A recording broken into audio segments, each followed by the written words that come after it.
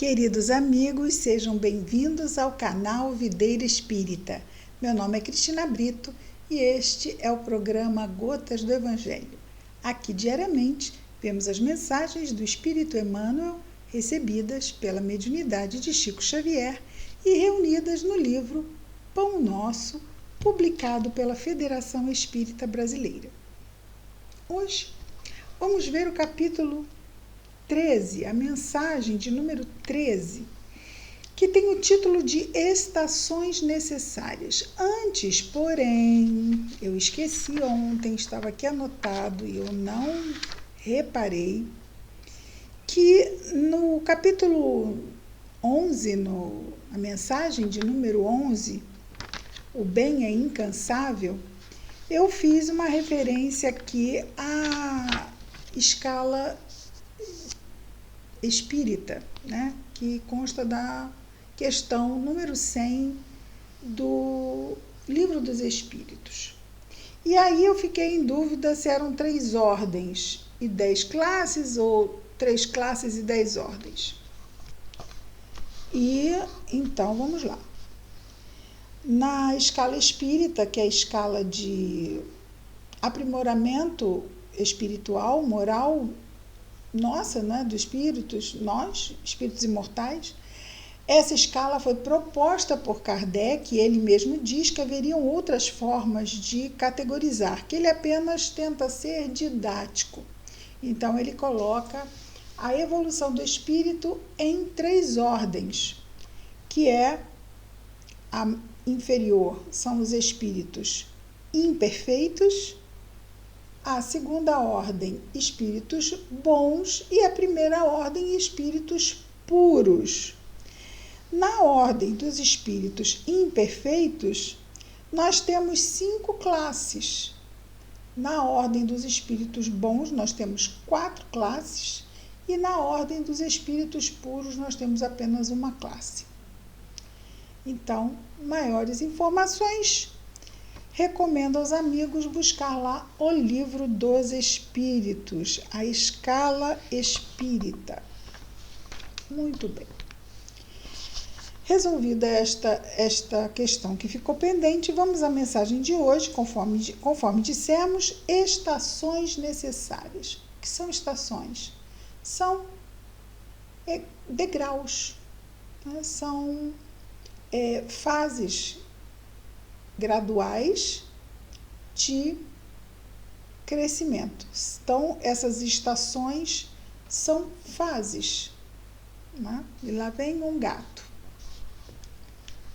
Hein, meu anjinho? Vai lá, vai pra lá, vai, pronto. Esse vocês não conheciam, né? Esse branquinho é o neném. Muito bem. Visto que são aqui as estações, é como as estações do ano. Embora às vezes o clima pareça meio estranho, existem 4 estações no ano, não é? Verão, outono, verão, primavera, inverno, outono. Não dá para pular de outono para primavera. Então, as estações, elas marcam as fases. Como, por exemplo, não vamos passar da semente para o fruto. Então, tudo na natureza tem o seu segmento de fases, o seu processo. Também no nosso crescimento espiritual, moral, existe um processo.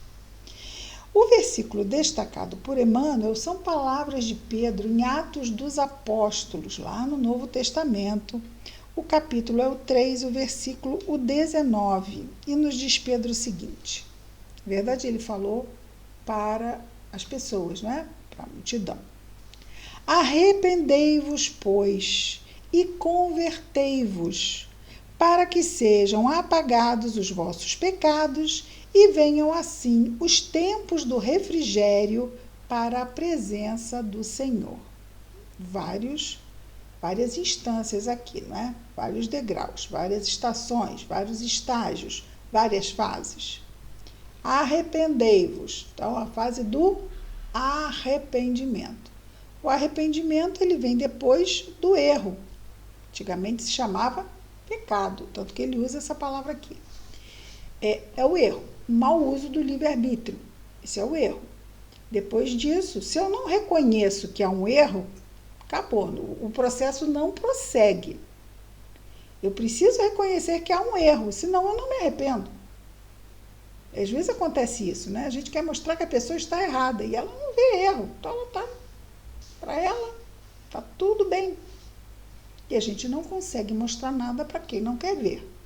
Então, quando nós reconhecemos o erro, metade da situação está resolvida. Porque acreditem, reconhecer o erro é difícil, mexe com o orgulho. Como eu errei? Sim, erramos. Vamos errar muito mais. Mas é importante que a gente reconheça, porque senão a gente não corrige. E vamos continuar dando murro em ponta de faca. Errando e errando. Então, a primeira coisa que ele diz, arrependei-vos. Arrependei-vos, ou seja, façam isso. Arrependei-vos. E convertei-vos. Então, ele coloca a conversão depois do arrependimento, porque nós estamos num processo. Quando eu vejo o meu erro, eu já estou no bom caminho. Aí eu vejo o meu erro e me arrependo. E não quero errar de novo.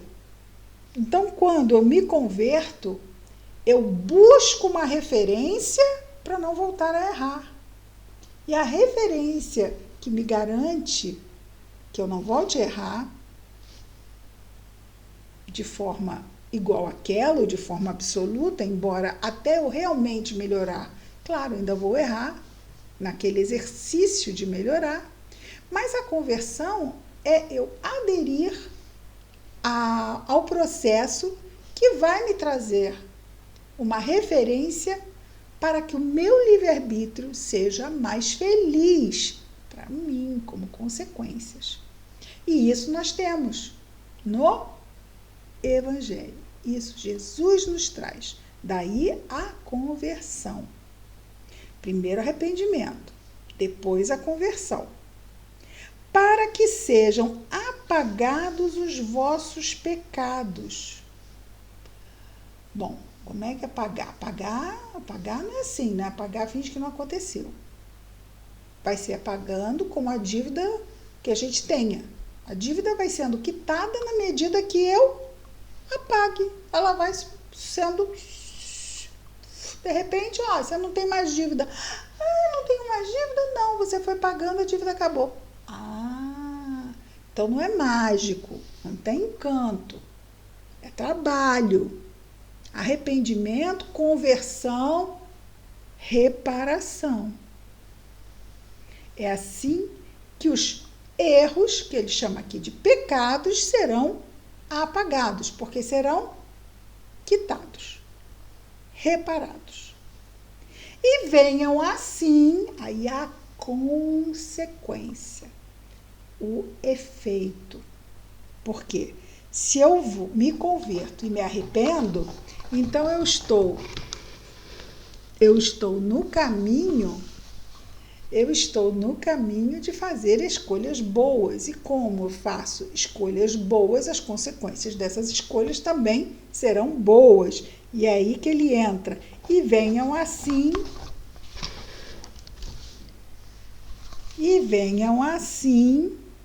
os tempos do refrigério pela presença do Senhor.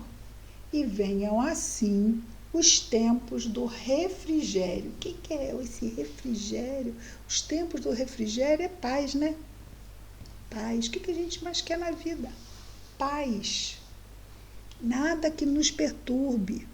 O que mais perturba uma consciência é ela estar pesada no erro. É o que mais perturba. Na medida em que nos arrependemos, que aderimos à mensagem do Evangelho, para nos fortalecermos, para termos este parâmetro e passarmos, então, a fazermos escolhas melhores, não é? Os nossos erros, que estão aqui na nossa consciência, vão sendo reparados e, nessa medida, vão ficando para trás. Não nos pesa mais. E aí ele coloca que virão então os tempos do refrigério pela presença do Senhor. Onde o Senhor se faz presente? Aqui, exatamente nessa paz. A minha paz vos deixo, a minha paz vos dou.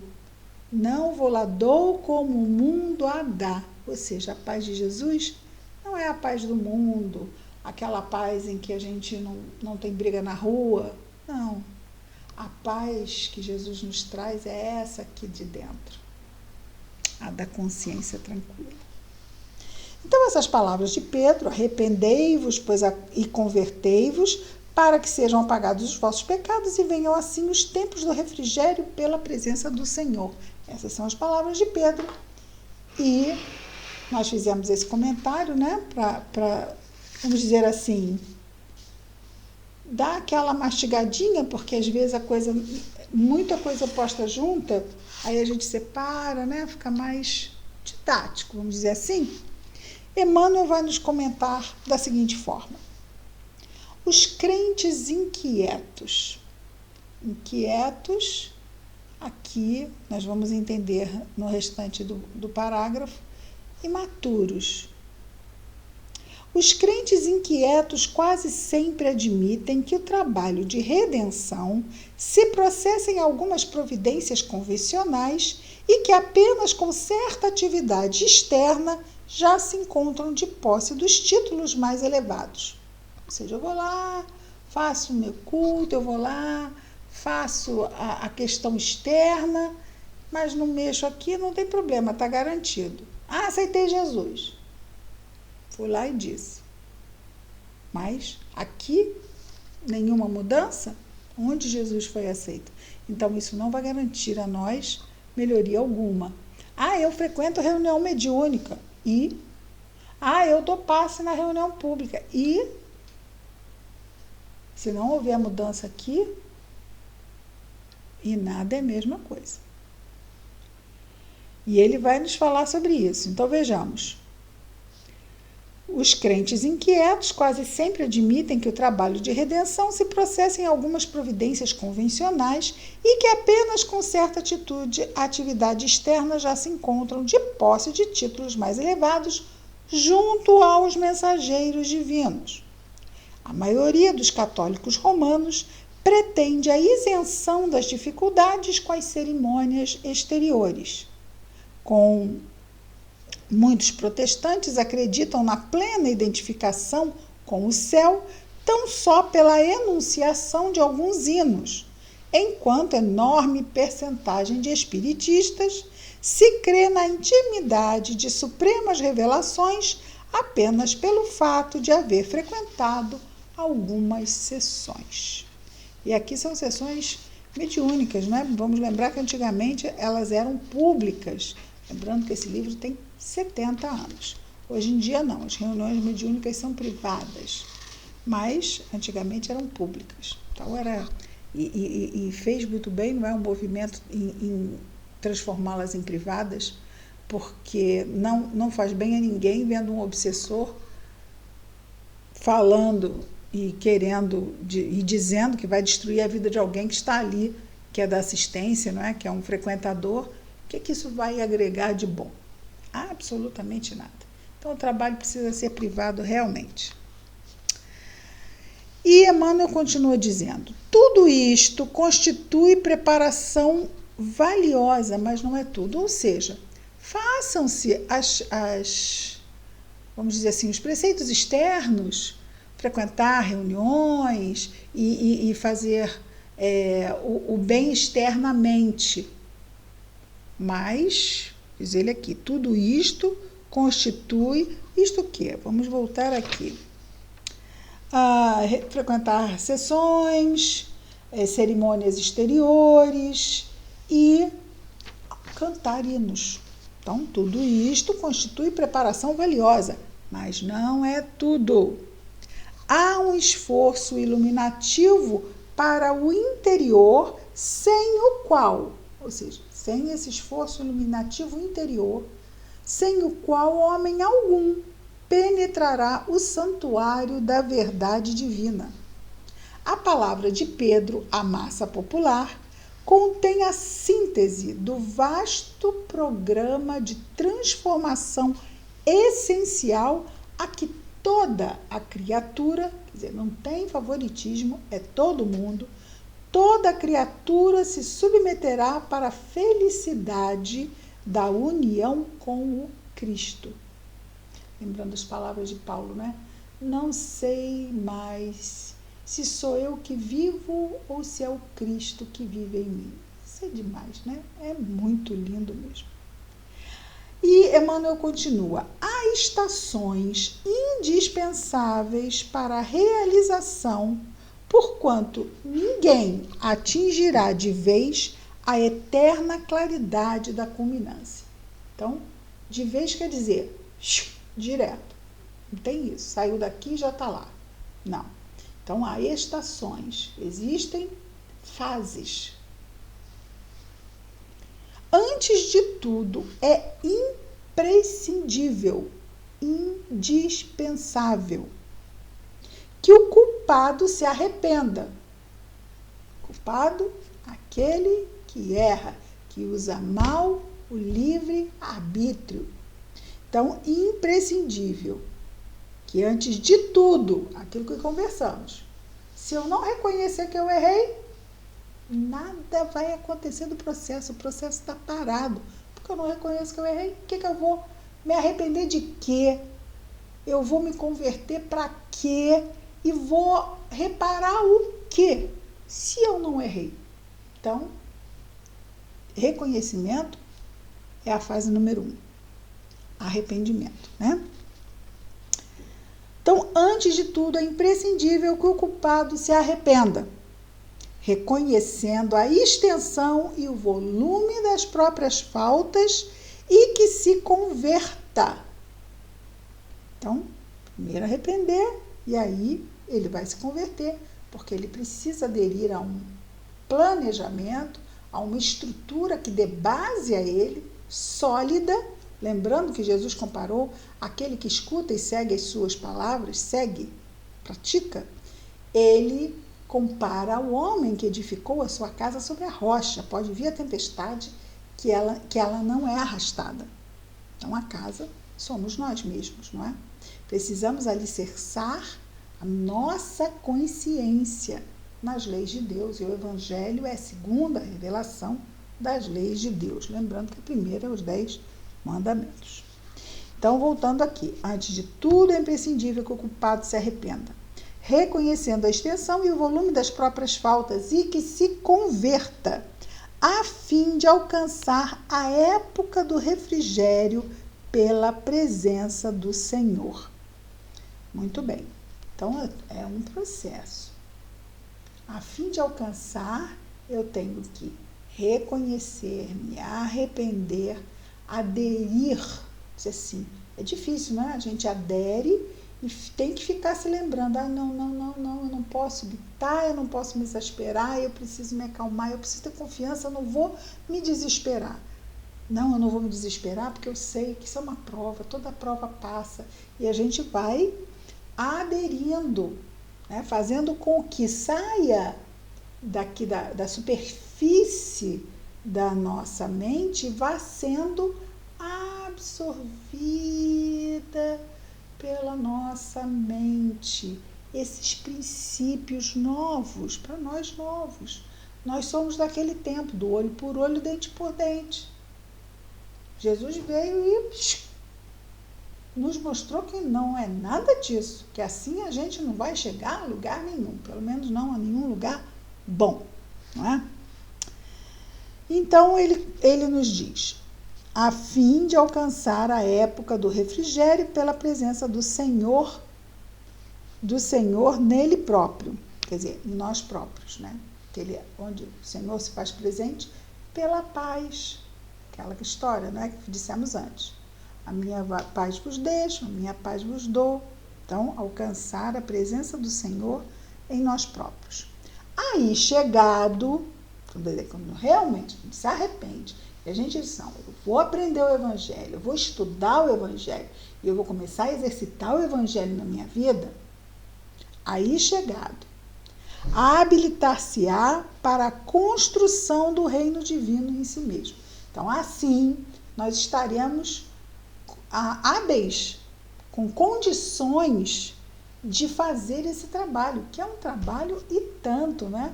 De nos reformarmos moralmente. Então, aí chegado, depois de reconhecer o erro, arrepender e aderir ao Evangelho, que ele chama aqui de conversão, né?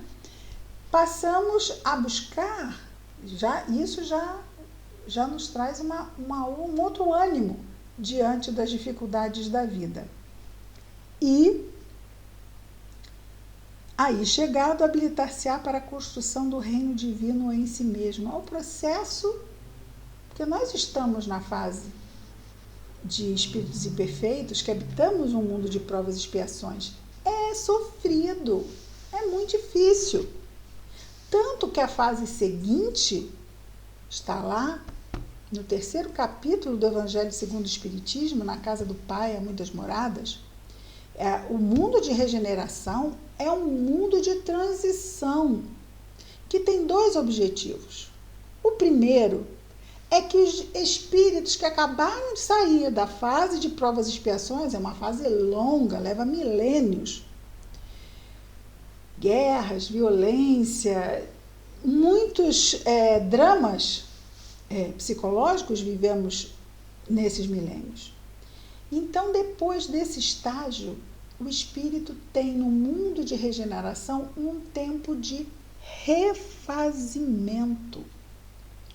E existe um segundo objetivo para o mundo de regeneração, que é aqueles espíritos que ainda não estão habilitados para um mundo feliz. Eles têm a oportunidade de, nesse período de transição, que é o mundo de regeneração, eles poderem se fortalecer no bem e conseguir a vibração necessária para alcançar o próximo nível, a próxima estação na evolução do espírito e na evolução dos mundos. Maravilhoso isso, não é? Deus realmente... e aí ele completa dizendo: se realmente já compreendes a missão do Evangelho, isso nos dá uma responsabilidade, né? Se realmente já compreendes a missão do Evangelho, e nós nos perguntamos, será que já conhecemos a missão do Evangelho? É aqui que vai ser a resposta. Se há mudança em nós, nós entendemos. Se não há mudança em nós, ainda não entendemos o suficiente. Se realmente já compreendes a missão do Evangelho, identificarás a estação em que te encontras e estarás informado quanto aos serviços que deves levar a efeito para demandar a estação seguinte. Evangelho, doutrina espírita. Precisamos estudar os 2, porque a doutrina espírita nos faz entender muito melhor as questões do espírito, sem sombra de dúvida. Se realmente já compreendes a missão do Evangelho, a missão do Evangelho somos nós, a nossa melhoria. Então, se nós não melhoramos, não entendemos a missão do Evangelho, que é nos melhorar. Identificarás, então, a estação em que te encontras. Onde eu estou? Eu já reconheci? Eu já me arrependi? Eu já aderi ao Evangelho? Eu já comecei a trabalhar na reparação dos meus débitos? O que é isso? É a aquisição das virtudes. É nós começarmos a rejeitarmos o egoísmo e a rejeitarmos o orgulho. Não vou escolher isso não. Furada, isso é furada. Exercitar. Identificarás a estação em que te encontras e estarás informado. Por quê? Porque nós estamos atentos. Quem vai nos informar? Nós mesmos. Estamos lá fazendo uma avaliação crítica do nosso caminhar. Estarás informado quanto aos serviços que deves levar a efeito para demandar a estação seguinte. Estamos estudando Evangelho? Estamos estudando doutrina espírita? Aliás, digam nos comentários, vamos estudar doutrina espírita? O que vocês acham? Uma boa ideia? Nós estamos querendo colocar mais um programa, agora um programa de estudo doutrinário. O que vocês acham? Coloquem nos comentários. Muito bem. Muitas estações, todas abençoadas, onde somos acompanhados com muito carinho pelos amigos espirituais mas, na verdade, não vão fazer por nós, né? Eles estão para nos ajudar, mas não para fazer a nossa parte. Vamos orar a Jesus e agradecer mais este dia abençoado.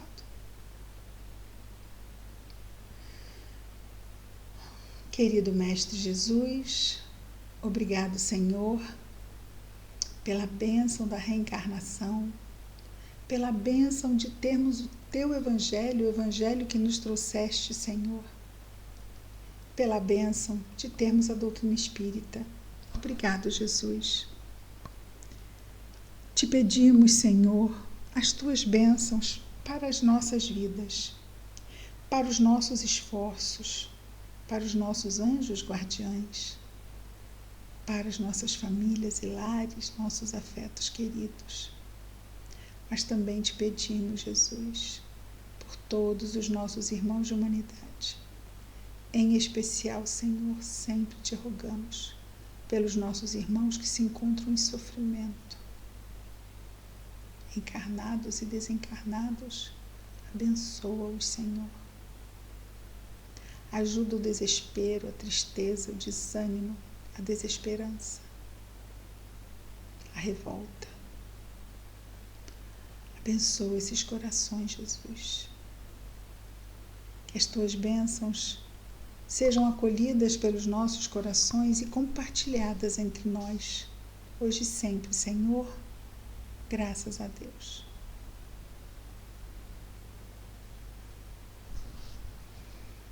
É isso, queridos amigos. Amanhã estaremos de volta, mais uma vez, com o programa Gotas do Evangelho. Muita paz a todos.